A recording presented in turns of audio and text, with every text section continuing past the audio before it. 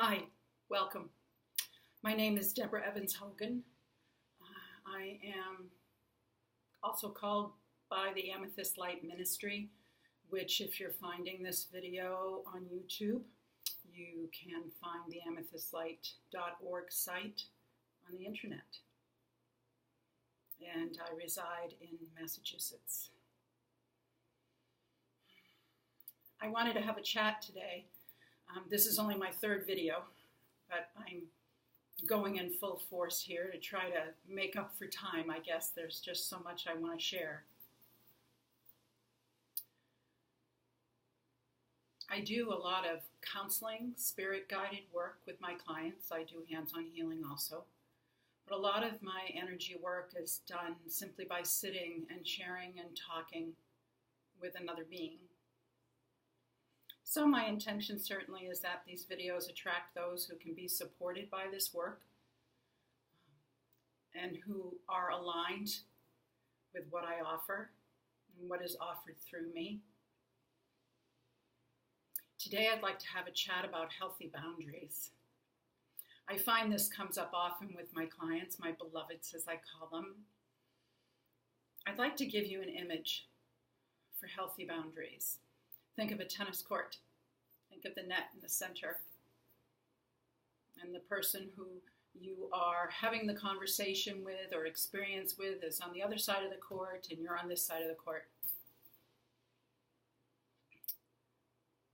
And when you decide, when you know who you are, and you know what you can offer, you know what you are aligned with, you know what works for you, you know what feels good to you, then you make a statement of what you may offer another being, what you're capable of, what you wish to do, what you would like, and you toss it over the net. Then the ball is in their court. Then they get to look at what you're speaking about, sit with it, see how it feels to them,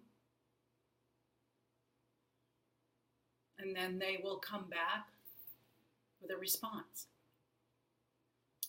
What happens in our lives and is a key to poor communication is many facets, all spiritually based as far as I am concerned. When you sit each day in meditation, you know who you are. When you do self-inquiry, you know who you are, you know what you like, you know boundaries within yourself, you know what you can give, you know what you want to receive. When you are aware of all that, communication can be clearer. You're able to respond and not react. Reacting is just what it says, reacting, rehashing, redoing, reacting a story over and over and over and over and over again. And we all know that insanity and the definition of that is doing the same thing over and over again and expecting a different answer. That's one of the commercial definitions of it. I wouldn't agree with it, but it works here. To know who you are allows you to be clearer in your communication. Because to know who you are puts you in your own energetic field, and therefore you're not reacting to someone else's. Think about that. When you know who you are, when you are very clear about what you would like, what you can offer, what you can give, what you're capable of doing, and you offer that to another being, their response matters to you. But you don't get hooked into it. You don't get hooked by their response because you're so clear on your own beingness, on your own fillingness, on your own isness. You're so clear and aligned with what you want, what you like, that if they disagree with it, that's okay. You're not looking for outside validation. That's okay. Hear what they have to say. Take it in. Maybe they'll say, well, I can do that, but what if we add this to it? And then you sit with it. And you see how it feels to you. Let it land inside of you. Letting it land is a very important energetic expression. Letting it land inside. Let it go through all the multiple layers, through your humanness and your divinity. Let it land.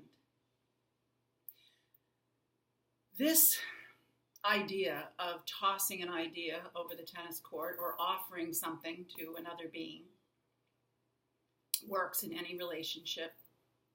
Employee, supervisor, employee, boss, spouse, marriage, brother, sister, child, parent, any relationship at all. It is important to know who you are, and it is most important that you have faith in that. When you look at the isness of life and you look at who you are, you look at it through your heart. You look at it through being loving and kind and tolerant and accepting of your own alignment, and therefore you will be respectful of someone else's. So just something to ponder today, just something to contemplate. Know who you are. Know what you want and what you like. Be calm and centered in that.